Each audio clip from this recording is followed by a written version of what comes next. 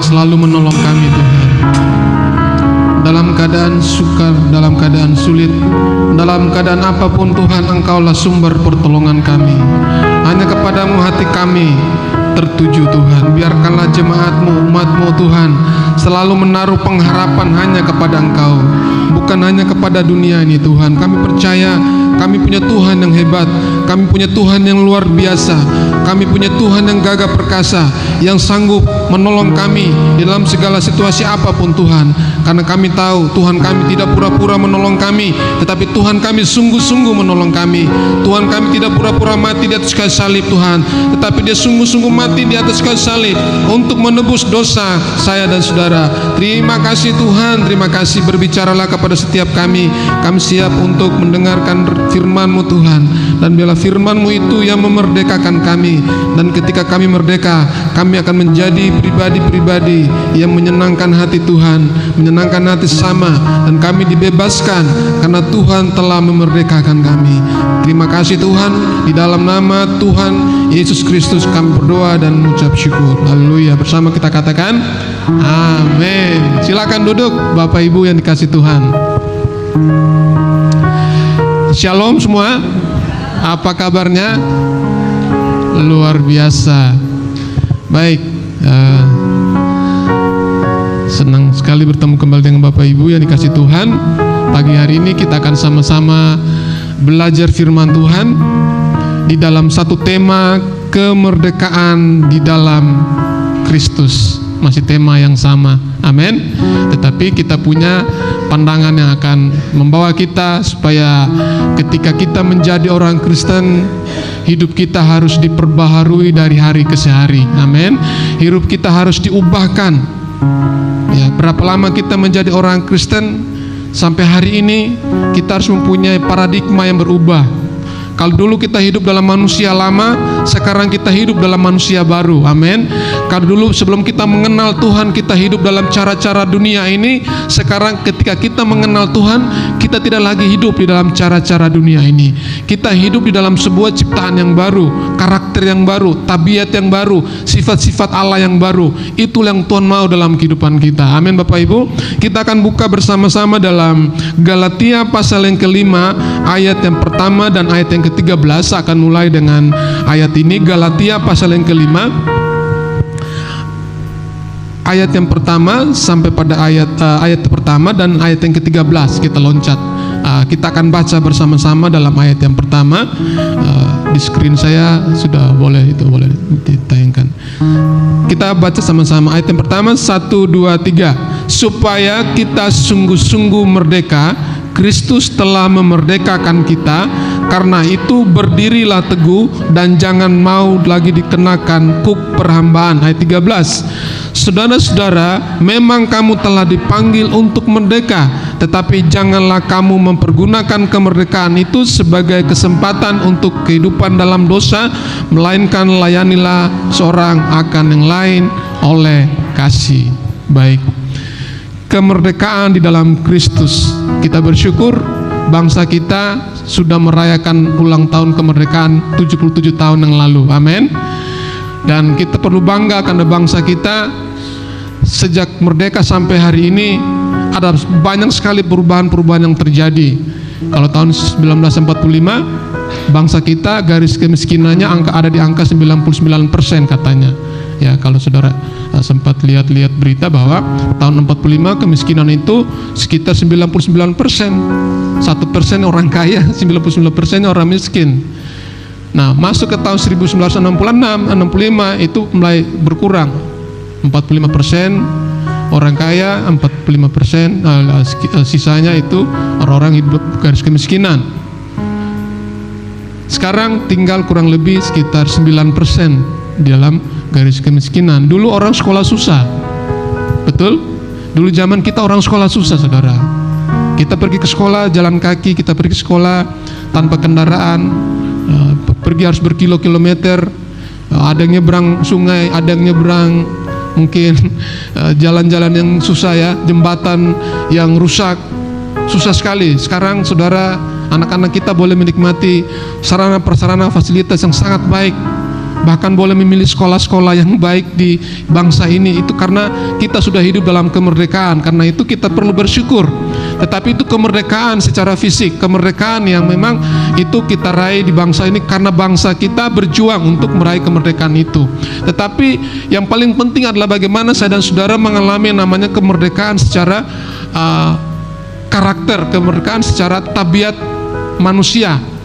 Apakah kita sungguh-sungguh sudah menjadi orang Kristen yang merdeka di dalam sikap dan karakter kita? Kita lihat kata Paulus di sini katakan, supaya kita sungguh-sungguh merdeka, Kristus telah memerdekakan kita. Jadi saudara-saudara harus sungguh-sungguh menjadi orang Kristen yang merdeka di dalam Tuhan. Amin. Bukan orang Kristen yang hidup di dalam perbudakan dosa.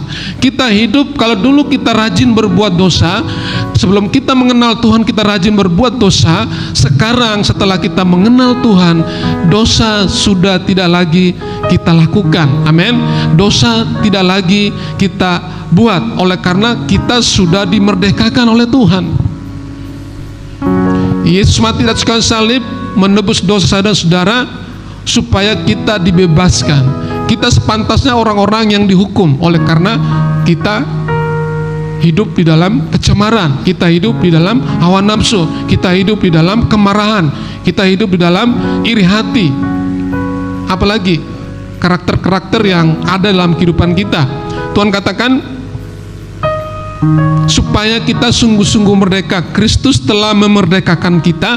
Karena itu berdirilah teguh dan jangan mau lagi dikenakan kuk perhambaan.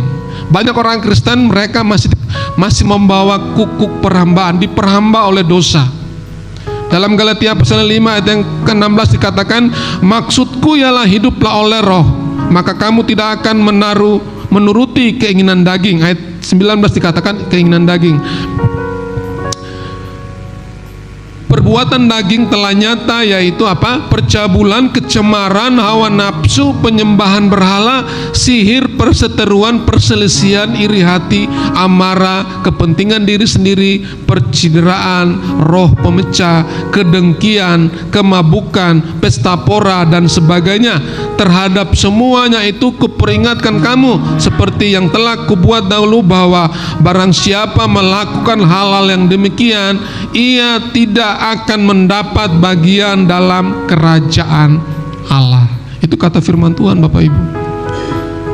Dan mengerikan sekali, masih banyak orang Kristen hari Minggu mereka bergereja, tetapi mereka masih melakukan hal-hal yang cemar, mereka masih melakukan hal-hal yang cabul, mereka masih melakukan hal-hal yang jahat di matanya Tuhan. Alkitab mencatat mereka tidak mendapat bagian dalam kerajaan Allah.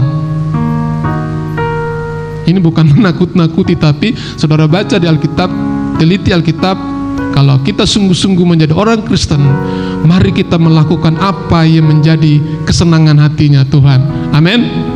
Dalam ayat yang ke-13 dikatakan, saudara-saudaraku, memang kamu telah dipanggil untuk merdeka. Saudara-saudara telah dipanggil untuk merdeka, telah dibebaskan dari dosa, telah dibebaskan dari segala penghukuman oleh karena cinta kasih Tuhan di atas kayu salib. Yesus mati di atas kayu salib bukan karena dia pura-pura mati di atas kayu salib.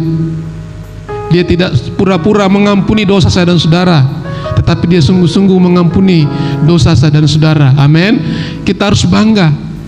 Kita percaya bahwa Tuhan tidak pura-pura mati di atas kayu salib, tapi dia sungguh-sungguh mati di atas kayu salib. Amin. Dia tidak pura-pura mengampuni dosamu, dosa saya. Tidak. Dia sungguh-sungguh mengampuni dosa saya dan saudara. Yesus tidak membuat kepura-puraan. Yesus tidak munafik mengampuni dosa kita. Kadang-kadang kita yang pura-pura mencintai Tuhan, tetapi sungguhnya hati kita jauh daripada Tuhan, dan menyedihkan saudara. Hari ini mari kita mengambil sebuah komitmen yang baru. Tuhan, saya mau sungguh-sungguh hidup di dalam tangan-Mu Tuhan. Saya mau sungguh-sungguh hidup di dalam perintah-Mu Tuhan. Karena ketika kita melakukan perintah Tuhan, itu menyenangkan hatinya Tuhan. Saudara mau melakukan perintah Tuhan? Saya Saya percaya Bapak Ibu adalah jemaat-jemaat yang luar biasa, jemaat-jemaat yang takut Tuhan, jemaat-jemaat yang mencintai Tuhan. Tetapi mari kita lebih sungguh-sungguh lagi mencintai Tuhan dengan segenap hati kita, segenap jiwa kita, segenap pikiran kita, karena Tuhan mau kita tidak hanya pura-pura merdeka, tetapi kita menjadi orang-orang yang sungguh-sungguh merdeka di dalam Tuhan. Mari kita lihat apakah ciri-ciri orang yang hidup di dalam manusia lama atau yang hidup masih belum mengalami kemerdekaan. Ya, manusia lama, orang yang hidup dalam manusia lama itu pikirannya masih sia-sia. Ya. Pikirannya masih tidak sesuai dengan firman Tuhan. Pikirannya masih diisi dengan sampah. Ya. Isi dengan hal-hal yang jahat. Ya, mereka datang bergereja. Kalau anak muda datang ke gereja, bagaimana dia datang ke gereja terus dilihat kiri dan lihat kanan, siapa yang dia bisa pacarin di dalam gereja. Nah, itu pikiran sia-sia. Motivasi dia datang ke gereja bukan untuk mencari Tuhan, tetapi untuk mencari pasangan, mencari jodoh. Terus dia melakukan itu sebagai sebuah hal yang tidak berkenan di hati Tuhan. Atau orang datang bergereja, bagaimana dia melihat, oh ada orang kaya dalam gereja ini, bagaimana dia bisa membuat mengambil keuntungan dari orang kaya itu. Nah, itu juga pikiran yang sia-sia, dan itu tidak boleh terjadi dalam kehidupan saya dan saudara. Amin. Itu namanya pikiran sia-sia. Pikirannya itu berusaha untuk memikirkan hal-hal yang jahat, untuk mencelakakan mungkin saudaranya, temannya, keluarganya. Itu namanya manusia lama. Orang ini masih hidup di dalam manusia lama. Kemudian perasaannya tumpul. Perasaannya tumpul begini Bapak Ibu, contoh. Orang lain menikmati hadiratnya Tuhan, orang lain menikmati kasih Tuhan, orang lain menyembah Tuhan, orang lain sungguh-sungguh merasakan kebaikan-kebaikan Tuhan. Tetapi orang ini enggak.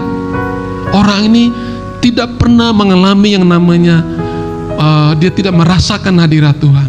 Dia biasa-biasa saja. Meskipun sudah lama bergereja, dia sudah mendengarkan firman Tuhan, tetapi firman Tuhan apapun itu bagi dia tidak ada sesuatu yang membuat dia berubah.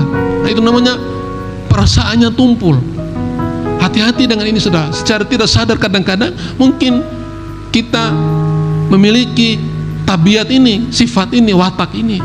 Orang lain teman di samping kanan kita sedang menyembah Tuhan, bahkan dijamah Roh Kudus dan mereka menangis oleh karena dijamah oleh Tuhan. Tetapi orang yang perasaannya tumpul, dia tidak seperti itu. Dia tengok kiri, tengok kanan, terus dia tidak mengalami apa-apa. Itu namanya perasaannya tumpul. Manusia lama hidupnya, hawa nafsu. Orang ini masih dulu hawa nafsunya, hawa nafsu dunia ini. Dia tidak lagi mengejar apa yang menjadi keinginannya Tuhan, tetapi dia mengejar apa yang menjadi keangkuhan hidup, keinginan mata, dan keinginan daging. Itu manusia lama. Mari kita periksa diri saya, diri saudara. Apakah kita masih hidup di dalam manusia lama ini? Kalau kita masih hidup dalam manusia lama, mari kita sama-sama bertobat. Kita meninggalkan manusia lama kita dan hidup dalam manusia baru.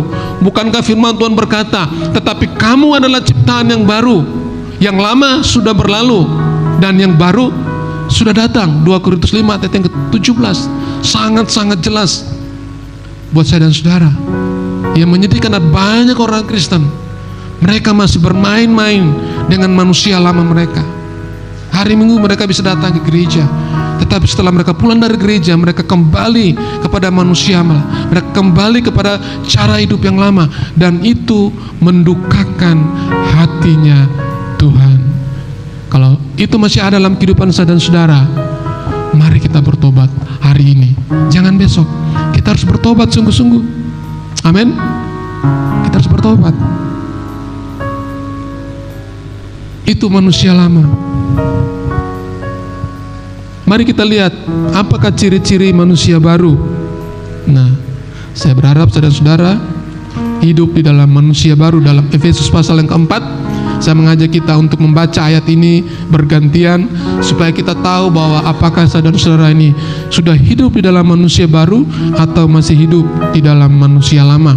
Efesus pasal yang keempat ayat yang ke-18. Saya akan baca ayat 8, saya mulai dari ayat yang ke-17 saja ya. Sebab itu kukatakan dan kutegaskan kepadamu di dalam Tuhan, jangan hidup lagi sama seperti orang-orang yang tidak mengenal Allah dan pikirannya yang sia-sia. Abang saya ayat 18, silakan.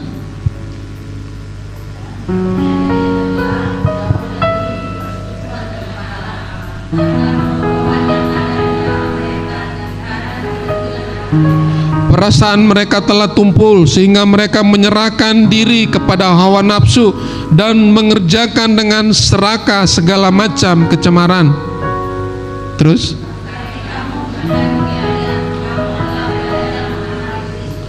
karena kamu telah mendengar tentang Dia dan menerima pengajaran di dalam Dia menurut kebenaran yang nyata di dalam Yesus.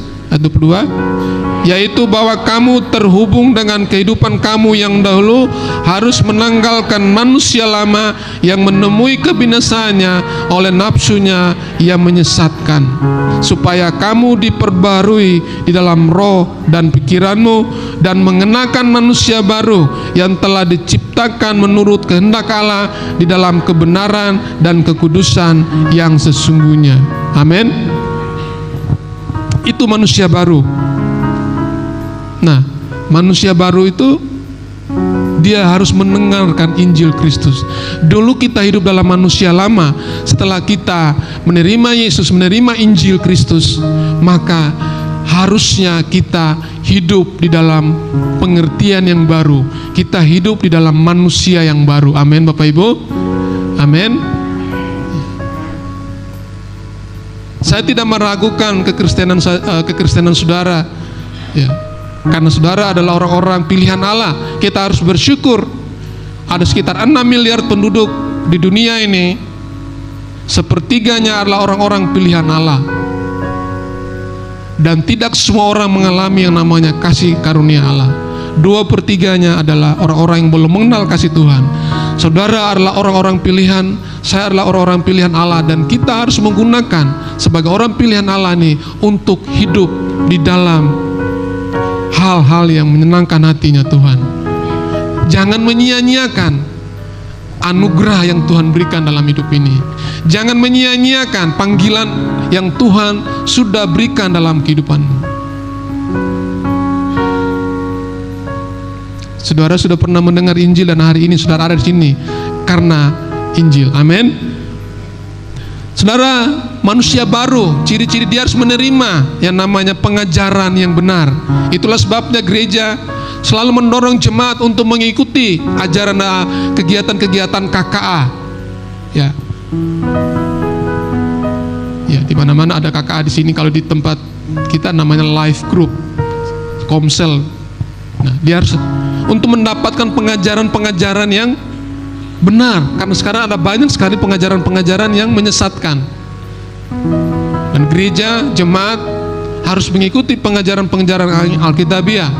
Ada banyak sekte-sekte, saksi-saksi, bahkan di kota Bogor ini ada namanya saksi-saksi.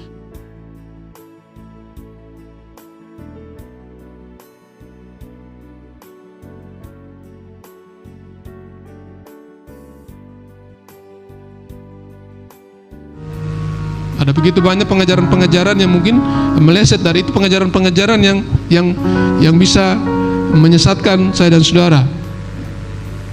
Tetapi kita bersyukur kita punya pengajaran-pengajaran yang Alkitabiah, pengajaran-pengajaran yang benar dalam gereja ini. Amin. Yang berikutnya, perbaharui roh dan pikiran kita. Roh kita harus diperbarui. Amin. Roh kita ini, Paulus katakan begini, manusia dagingku itu makin merosot dari hari ke hari, tetapi manusia batinku, manusia rohku diperbaharui dari hari ke hari. Amin. Jadi saudara-saudara, meskipun usia kita terus bertambah, usia kita terus bertambah banyak, manusia daging kita makin merosot, makin lemah, tetapi manusia roh kita harus diperbarui dari hari ke hari. Kemudian membuang dusta. Ya, banyak orang suka berdusta. Ya. Nah, kita harus membuang tabiat itu. Kita suka berbohong dengan teman kita.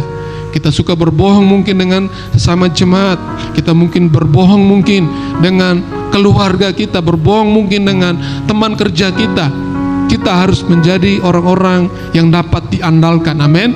Menjadi orang-orang yang berintegritas dalam pekerjaanmu, berintegritas dalam pelayananmu, berintegritas dalam segala sesuatu yang kau lakukan. Itu adalah karakter manusia baru.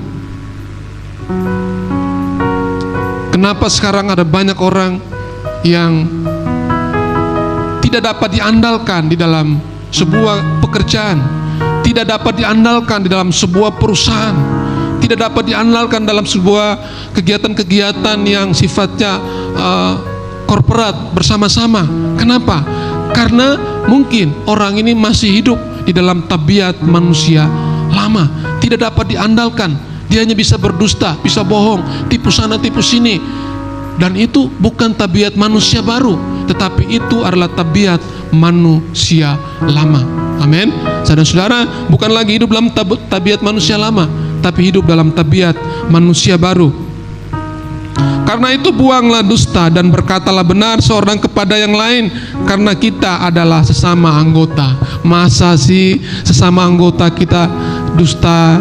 Masa sih kita sesama anggota gereja, sesama anggota KKA, sesama anggota life group, mungkin sesama teman, sesama keluarga, masa sih kita rela untuk bohongin dia demi kepentingan saya dan saudara?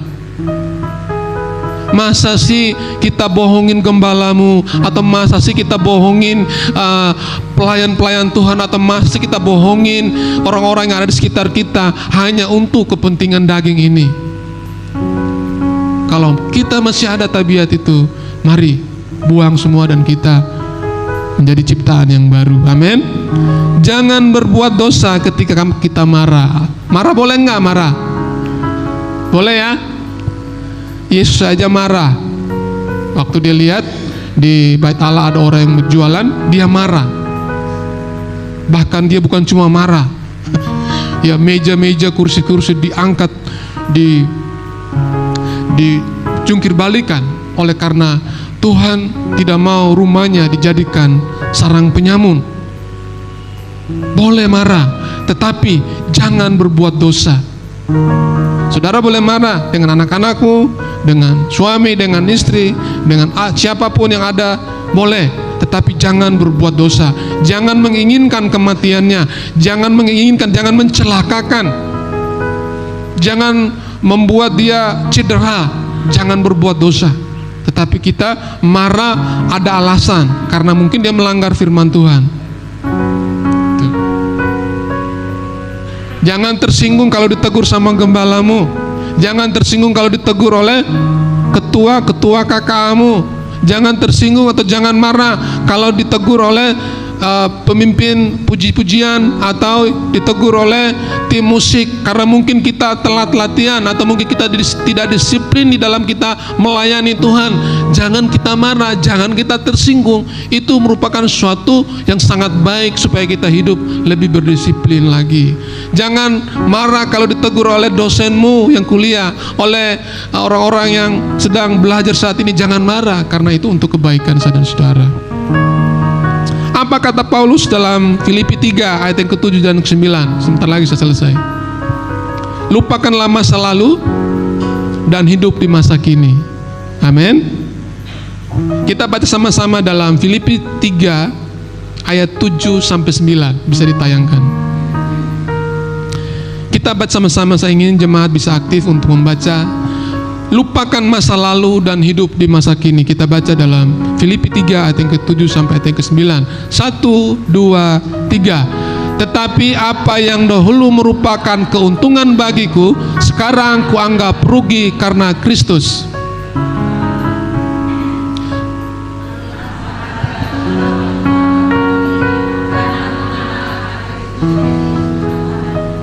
Terus.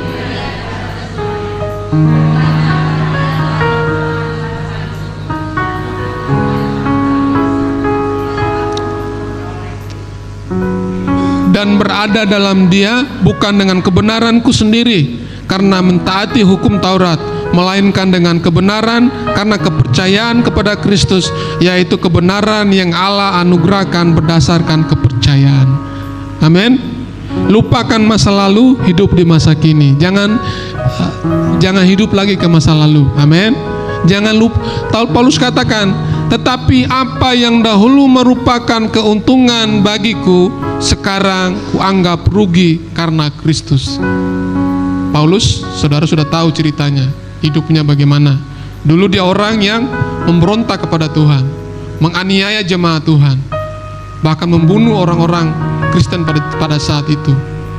Tetapi ketika dia mengenal Tuhan, dia mengatakan, aku melupakan apa yang menjadi keuntunganku pada masa laluku dan hidup dalam masa kini, hidup dalam ciptaan yang baru. Apa yang menjadi kebanggaan saudara pada masa lalu? Ketenarankah? Kekayaankah? Apa yang menjadi kebanggaan kita? Popularitaskah? Kalau itu yang menjadi kebanggaanmu dan engkau melupakan Tuhan, maka lupakan itu. Sekarang kita hidup di dalam manusia baru. Amin. Paulus jelas katakan, aku melupakan semua yang ada di belakangku, dan itu kuanggap sebagai sampah. Bahasanya masih sopan itu, sampah saudara. Dalam terjemahan yang lain dikatakan itu kotoran, maaf kata, itu kotoran anjing, dibilang begitu. Paulus mengatakan itu kuanggap sebagai sebuah kotoran. Apa yang menjadi keuntungan kita, apa yang menjadi masa lalu kita, itu adalah kotoran, adalah sampah. Dan sekarang kita hidup di dalam apa? Manusia baru. Amin. Gak ada yang kita bisa banggakan. Kita cuma bangga karena kita adalah milik Tuhan. Amin. Kita harus bangga. Tuhan telah melepaskan kita. Bahkan Paulus katakan, oleh karena Dialah aku telah melepaskan semuanya itu dan menganggapnya sampah, supaya memperoleh Kristus dan berada dalam Dia bukan dengan kebenaran sendiri karena mentaati hukum Taurat, melainkan dengan kebenaran karena kepercayaan kepada Kristus, yaitu kebenaran yang Allah anugerahkan berdasarkan kepercayaan. Di dalam Filipi 3 ayat ke-13 ayat 14, saudara-saudara, aku berdiri, aku sendiri tidak menganggap bahwa aku telah menangkapnya, tetapi ini yang kulakukan, aku melupakan apa yang telah di belakangku dan mengarahkan diri kepada apa yang di hadapanku, dan berlari-lari kepada tujuan untuk memperoleh hadiah, yaitu panggilan surga dari Allah dalam Kristus Yesus. Amin. Dia melupakan masa lalunya dan dia hidup pada masa kini. Amin. Katakan kepada dirimu, lupakan masa lalu, hidup di masa kini. Jangan hidup di masa lalu terus. Oh, dulu saya orang hebat. Oh, dulu saya jangan. Kita hidup di masa kini, hidup di dalam ciptaan yang baru. Amin. Ayat terakhir, 2 Korintus 5 ayat 17. Saya akan tutup dengan ini. Kita baca sama-sama ya. 1, 2, 3 ya. Jadi siapa yang ada dalam Kristus Yesus, ia adalah ciptaan yang baru. Yang lama sudah berlalu, sesungguhnya yang baru sudah datang. Kita adalah ciptaan yang baru. Amin. Jemaat Tuhan, saya dan saudara adalah ciptaan yang baru. Lupakanlah masa lama, hidup di masa saat ini. Ketika kita sungguh-sungguh menjadi orang yang merdeka, kita harus menjadi ciptaan yang baru. Gak usah ingat terlalu banyak materi yang saya sampaikan. Saudara cukup ingat, saya harus hidup menjadi ciptaan yang baru setiap hari. Amin. Menjadi ciptaan yang baru. Katakan, menjadi ciptaan yang baru. Menjadi ciptaan yang baru. Sekali lagi, menjadi ciptaan yang baru. Menjadi ciptaan yang baru. Ya, kita harus menjadi ciptaan yang baru. Setiap hari, setiap hari, setiap hari. Sampai Tuhan datang. Melayani Tuhan, melayani Tuhan, melayani Tuhan, melayani sesama. Itu tujuan hidup kita saat ini. Amin. Itu tujuan hidup kita. Jangan terlalu banyak menghabiskan waktumu hanya untuk perkara-perkara yang sia-sia. Jangan kita membuang-buang waktu hanya untuk perkara-perkara untuk yang tidak terlalu berguna. Tetapi mari kita mempergunakan waktu sebaik-baiknya untuk melayani Tuhan dan untuk melayani sesama. Saudara mau itu? Amin. Gak ada pilihan, saudara. Hidup kita ini cuma sebentar. Betul ya? Hidup kita ini sebentar. Mari kita pergunakan waktu ini sebaik-baik mungkin. Amin buat firman Tuhan. Yang berbahagia ialah mereka mendengar firman Tuhan, merenungkan firman Tuhan, dan melakukan firman Tuhan dalam kehidupan sehari-hari. Betapa ku mencintaimu Tuhan. Bapa, ubah hidupku, ubah hatiku Tuhan, menjadi baru sama seperti Tuhan.